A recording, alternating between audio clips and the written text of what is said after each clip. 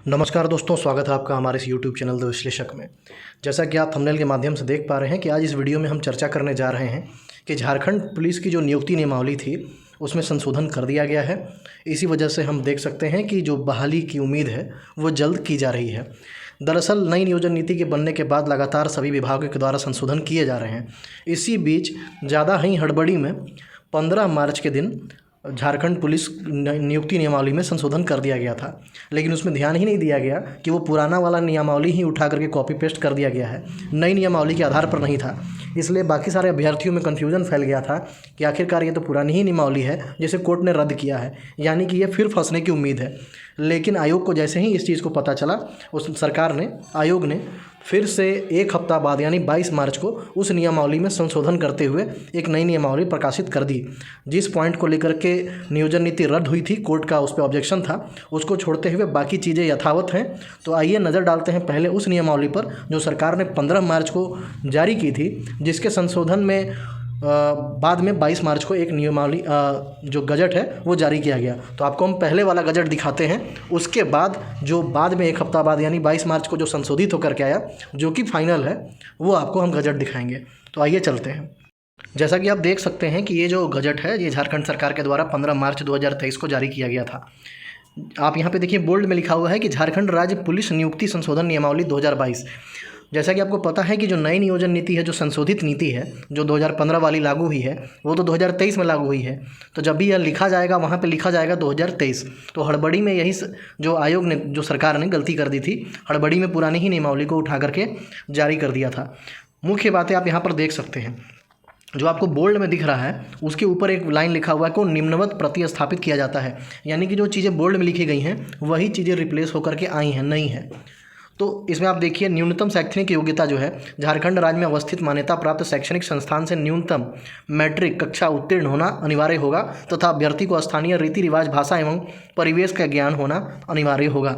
यही चीज़ तो 2021 वाली पुरानी नियुक्ति नियमावली थी, इसलिए कन्फ्यूजन फैला कि वापस से जब उसी को लागू कर दिया गया तो ये तो फिर से असंवैधानिक हो गई और कोर्ट जा कर के कोई भी इसको फिर से खारिज करवा देगा। लेकिन ये सरकार की ओर से एक चूक हुई थी, भूल चूक की वजह से ये जारी कर दिया गया था।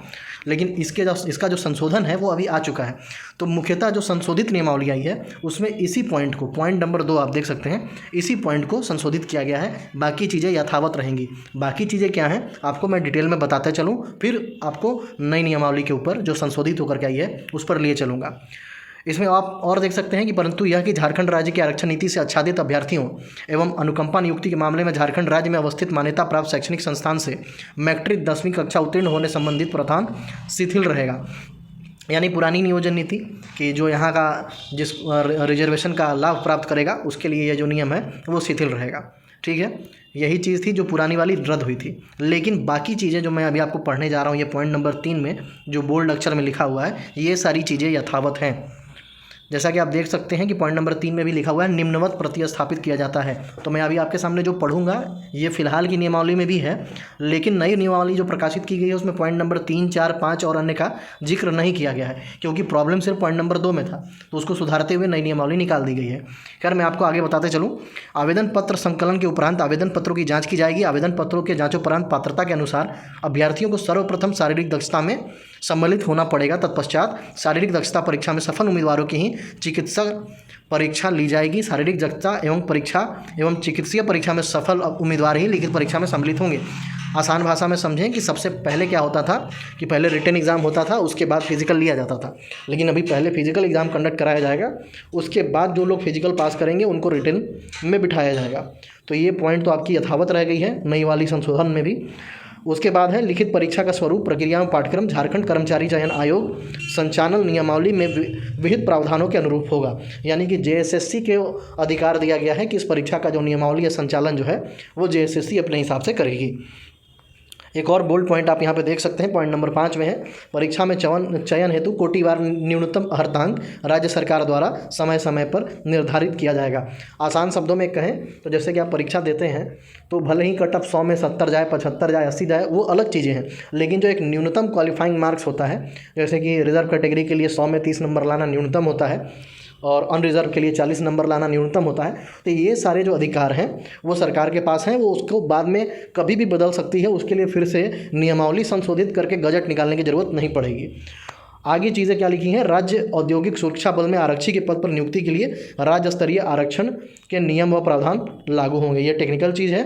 शारीरिक मापदंड अंतर्गत अभ्यर्थी की ऊंचाई, मतलब कि जो भी फिजिकल और आपका मेडिकल टेस्ट होगा उसकी जो किसी भी प्रकार का जो ऑब्जेक्शन है या फिर किसी भी प्रकार की जो आपत्ति है वो उसके ऊपर मतलब कि अपील जो है और जो फाइनल निर्णय है वो सरकार के द्वारा स्थापित किया गया जो एपेक्स मेडिकल बोर्ड होगा उसी के हाथ में रहेगा।